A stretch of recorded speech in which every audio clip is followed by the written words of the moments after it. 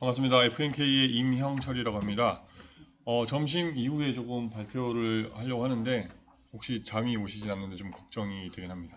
일단 크게 어렵지 않은 내용을 가지고 준비를 한번 해봤고요. 이번 내용은 한 달 전에 그 프랑스에서 열린 시뮬레이션 데이에 했던 그 주제 중에 조금 새로운 내용들이 들어갔거나 좀 재밌는 소재를 가지고 발표한 게 있기 때문에 이런 것들을 한번 공유를 한번 해드리고자 이 발표 주제를 정해서 소개를 해드리려고 합니다. 발표 주제는 자동차 엔진 밸브 제조 공정에 적용되는 정기적 업세팅 적용 방법입니다. 방금 말씀해 드렸다시피 엔진 밸브를 제조하는 공정에 새로운 정기적 업세팅 적용 방법이 도입이 된 거고요. 일단은 뭐 학술적인 내용도 들어가 있지만 그런 것도 뿐만 아니라 4G를 사용하면서 새로운 기능이 어떤 게 조금 추가됐는지, 그리고 기존의 2.1 버전에서 사용하고 계신 분들 중에 이미 그 옵션이 들어가 있지만 몰랐던 옵션들이 어떤 게 있었는지 이런 것들 같이 한번 보시면 조금 발표 중에 도움이 더 되실 거라고 생각이 됩니다. 자, 그럼 간단하게 소개를 해드리도록 하겠습니다. 첫 번째, 일단 엔진 밸브에 대해서 간단히 제가 소개를 해드릴 거고요. 그 다음 엔진 밸브를 제조하는 주요한 세 공정에 대해서 간단히 소개를 하도록 하겠습니다.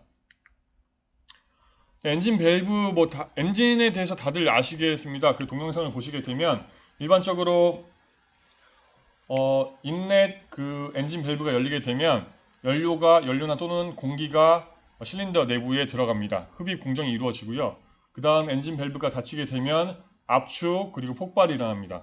폭발이 일어나면 고열의 그리고 고압의 가스가 아웃렛 이 엔진 밸브가 열리면서 배출이 되는 공정, 다 아실 거라고 생각합니다. 그렇게 되면 이 엔진 밸브가 열어주는 엔진 밸브가 있고 또 닫아주고 다시 배출이 될 때 열어주고 닫아주는 그 엔진 밸브가 두 개 정도가 아마 장착이 될 건데요. 이 엔진 밸브는 에어라든지 이 연료가 계속 들어갔다 나갔다 하기 때문에 부식성이 아주 강해야 됩니다. 내 부식성을 갖추고 있어야 되고요. 또한 폭발이 일어날 때 고온, 1000도 이상의 온도까지 올라가고 또 폭발력에 의해서 충격이나 그리고 내 마멸성 같은 것도 많이 요구가 됩니다. 따라서 엔진 밸브를 제조할 때에는 대부분 이 헤드부에는 내부식성이나 그리고 열에 조금 강한 스테인리스 스틸을 사용하게 되겠고요. 그 다음 이 스텐부에는 당연히 충격에 그리고 강도에 조금 고강도 강을 유지하는 그리고 내마멸성이 좋은 말텐사이트 스틸을 사용하는 것이 일반적입니다. 네, 여기서 제한된 공정으로는 엔진 밸브를 제조하는 데 크게 세 가지 공법이 적용되었습니다. 첫 번째는 프릭션 웰딩을 통해서 오스테닉 그 스테인리스 스틸과 말텐사이트 스틸을 접합하는 프릭션 웰딩 공정이 있겠고요. 프릭션 웰딩이 끝나게 되면 간단한 머시닝을 통해서 비드부를 제거하고 다음 일렉트리컬 업세팅을 통해서 우리가 원하고자 하는 헤드부만 가열을 하고 국부적인 열간 단조 공정이 들어갑니다. 일렉트리컬 업세팅이 끝나게 된 이후에 원하고자 하는 형상으로 형단조가 들어가는 거죠.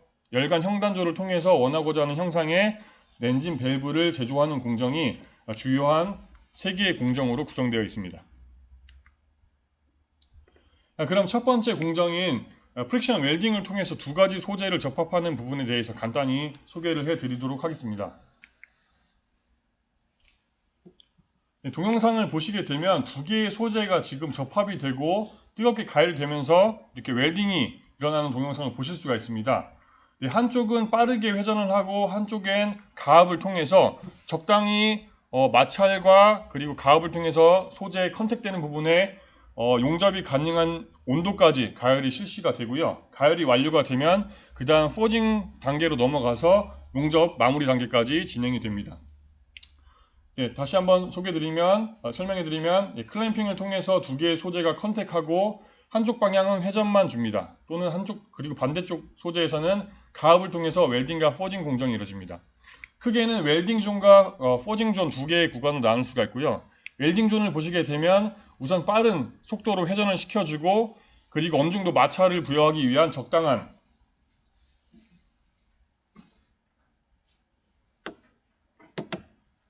죄송합니다. PPT가 꺼졌네요. 네. 꺼졌어요.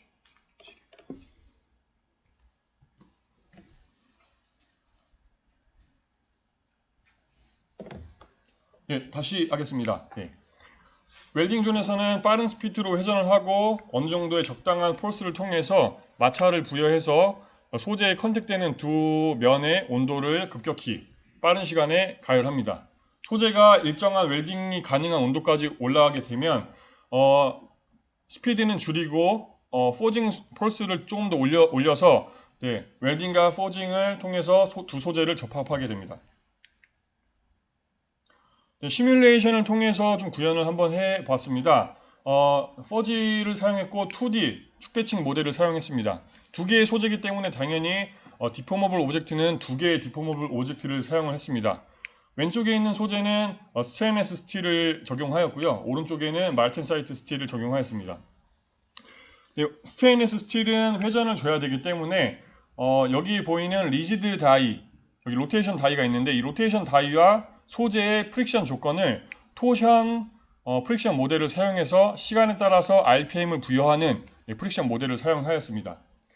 다음 오른쪽 말텐사이트 스틸, 스탠부에서는 가압을 해줘야 되는데 가압은 처음 그 전 슬라이드에서 말씀했다시피 프릭션 존과 그 포징 존에 따라서 각각 다른 펄스를 적용해서 두 스텝으로 하중 조건을 적용하였습니다. 해석 결과를 보시게 되면 우선 컨택이 일어나고 다음 회전과 가압을 통해서 열이 올라가고 그 접합이 이루어지는 해석이 적용되었습니다. 간단한 해석 결과를 보실 수가 있고요.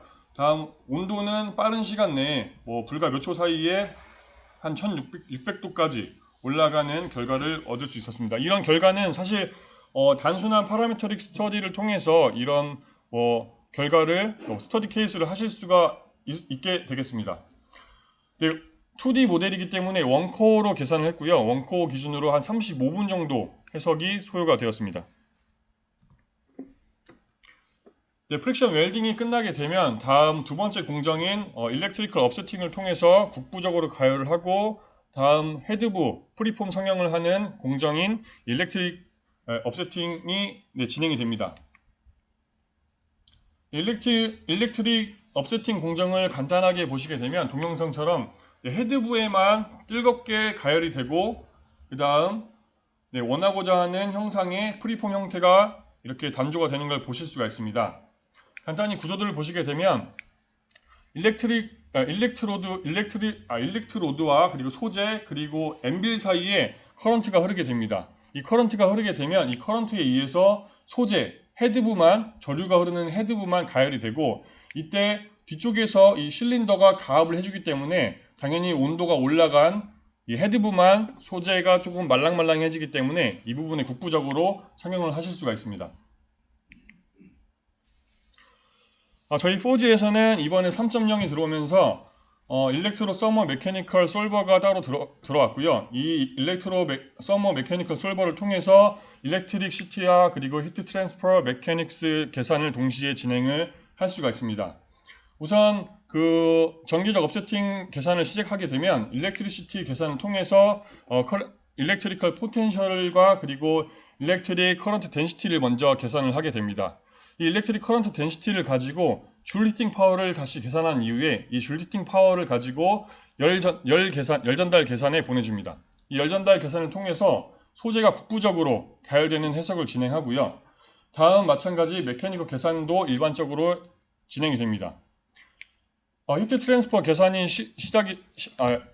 수행이 되고 나면 소재가 국부적으로 가열됐고 또 소재의 온도 분포가 다 각각 다르게 들어가기 때문에 소재의 온도가 달라지면 결국 재료의 성질이 다시 바뀌게 되겠죠. 그래서 일렉트리컬 레지스티비티가 바뀌게 되면 다시 모디파이해서 일렉트리시티 계산을 다시 보내줍니다. 마찬가지로 메케닉 계산에서는 나온 결과 형상이 바뀌었기 때문에 지오메트리가 당연히 업데이트 됐겠죠. 이 지오메트리가 업데이트된 정보를 다시 일렉트리시티 결과를 보내주고 다시 반복적으로 계산을 해서 그 전기 계산과 열 그리고 변형 계산을 동시에 수행을 할 수가 있습니다. 네, 일렉트리컬 업세팅을 해석으로 한번 수행을 해 보았습니다. 그래서 다음과 같은 모델을 사용하였고요. 일단 첫 번째 공정 그 프릭션 웰딩에서 나온 결과를 가지고 바로 적용을 하실 수도 있지만 일단은 하나의 오브젝트를 사용하기 위해서 몇 가지 전처리를 시행하였습니다. 두 개의 디포머블 오브젝트를 우선 비드부를 제거하는 트리밍 공정을 간단히 수행하였고요. 트리밍 이후에 두 개의 오브젝트를 하나로 합치는 메쉬 멀징 옵션을 통해서 하나의 오브젝트를 만들었습니다. 그래서 일렉트리컬 업세팅에서는 이 소재를 하나의 디포머블 오브젝트로 세팅해서 해석을 진행하였습니다. 실제 하나의 디포머블 오브젝트지만 헤드부는 스테인리스 스틸이 들어가고 스템부에는 말텐사이트 스틸이 들어가기 때문에 각각의 다른 매테리얼 조건이 들어가야 됩니다. 따라서 이미 2.1 버전에서도 들어와 있었는데 멀티 매테리얼이라는 옵션을 사용하면 하나의 디포머블 오브젝트에 2개 이상의 매테리얼 조건, 경계 바운더리를 넣을 수가 있습니다. 그래서 저희는 헤드부에 있는 결과를 가지고 여기에 그 멀티 매테리얼 경계를 줌으로써 하나의 디포머블 오브젝트지만 앞쪽에는 스테인리스 스틸, 뒤쪽에는 말텐사이트 스틸이 적용되는 해석 세팅을 실시하였습니다. 다음 커런트 인풋 세팅한 방법에 대해서 간단히 보여드리면 일단 사이드 조우에는 커런트를 컨스탄트 값으로 입력을 하였습니다. 그리고 탑 엔빌 쪽에는 포텐셜을 제로로 해서 커런트가 사이드 조우, 소재, 그리고 탑 엔빌 쪽으로 흐르도록 세팅을 진행하였습니다. 다음은 키네매틱 세팅 방법에 대해서 좀 말씀드리면 일단 키네매틱 세팅은 탑 엔빌도 초기에는 어느 정도 움직이게 되고 그 다음 바텀 엔빌이 계속 가압을 하는 역할을 하게 됩니다. 그래서 이 탑 엔빌에는 시간에 따라서 위치를 넣는 방식을 사용하였는데 사실 NXT 2.1 버전에는 제너릭 프레스라고 해서 시간에 따른 속도를 제어를 할 수가 있었는데 이번에 NXT 3.0이 들어오면서 제너릭 디스플레이스먼트 프레스라는 게 들어왔습니다. 시간에 따른 변이, 내가 시간에 따라서 어느 위치에 프레스나 이런 걸 위치시키는 프레스 공정이 들어왔습니다. 그래서 이 시간에 따른 위치에 해당하는 입력 조건을 적용하였습니다. 그리고 바텀 엔빌에는 일반적으로 사용하는 하이드러릭 프레스죠. 등속도로 계속 밀어주는 조건을 적용하였습니다. 해석 결과를 보시게 되면 헤드부만 온도가 올라가고 성형되는 것을 확인할 수가 있습니다.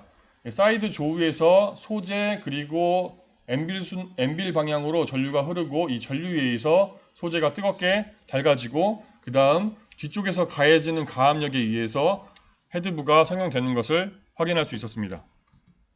일렉트리컬 업세팅에서는 결과에서는 저희가 일반적으로 볼 수 있는 이펙티브 스트레인이나 커런트 덴시티 또는 일렉트리컬 포텐셜, 일렉트리컬 필드 등의 많은 전기 계산 결과라든지 열변형 계산 결과를 확인을 하실 수가 있습니다. 마찬가지 2D로 계산했기 때문에 원코어 기준으로 1시간 10분 정도 소요가 되었습니다. 두 번째 공정인 일렉트리컬 업세팅이 끝나게 되면 헤드부가 이미 가열이 된 상태입니다. 바로 핫포징 공정을 통해서 원하고자 하는 형상의 엔진 밸브를 성형하는 마지막 공정인 핫포징 공정에 대해서 간단하게만 말씀드리고 넘어가도록 하겠습니다. 동영상에 볼 수 있듯이 이미 일렉트리컬 업세팅을 통해서 헤드부만 국부적으로 가열된 상태입니다. 냉각하거나 다시 가열하는 공정 없이 바로 핫포징 공정으로 가지고 와서 원하고자 하는 형태의 틀에 담아서 제품을 성형하는 간단한 단순한 공정입니다. 바로 해석 결과를 보시게 되면 원하고자 하는 형상까지 나오는 것을 보실 수가 있고요. 추가적인 결과로는 메탈 플로우도 보실 수가 있고 성형 하중 그리고 스트레인 분포까지 보실 수가 있습니다. 그리고 저희가 입력했던 하나의 오브젝트에 2개 이상의 매테리얼을 넣는 이 경계 구간까지 다 확인을 계속 하실 수가 있고 그 다음 컨택 조건을 통해서 언필링이 났는지 이런 결과까지도 확인을 하실 수가 있습니다. 추가적으로 금형 해석도 가능하고 금형에 대한 웨어, 소재에 대한 웨어 같은 경우에도 얼마든지 추가하셔서 결과를 확인을 하실 수가 있습니다. 네, 일단은 제가 준비했던 내용은 이 정도까지고요. 일단은 크게 어려운 내용보다는 조금 새로운 내용, 이미 들어가 있지만 잘 몰랐던 옵션들에 대해서 몇 가지를 좀 추가를 해서 조금 설명을 해드렸습니다. 그래서 혹시나 이 방법에 대해서 사용을 하고 싶으시거나 아니면 조금 다른 궁금한 점 있으시면 뭐 지금 하셔도 될 것 같고, 뭐 시간이 안 되시면 따로 저한테 연락을 주시거나 언제든지 좀 질의를 해주셔도 될 것 같습니다.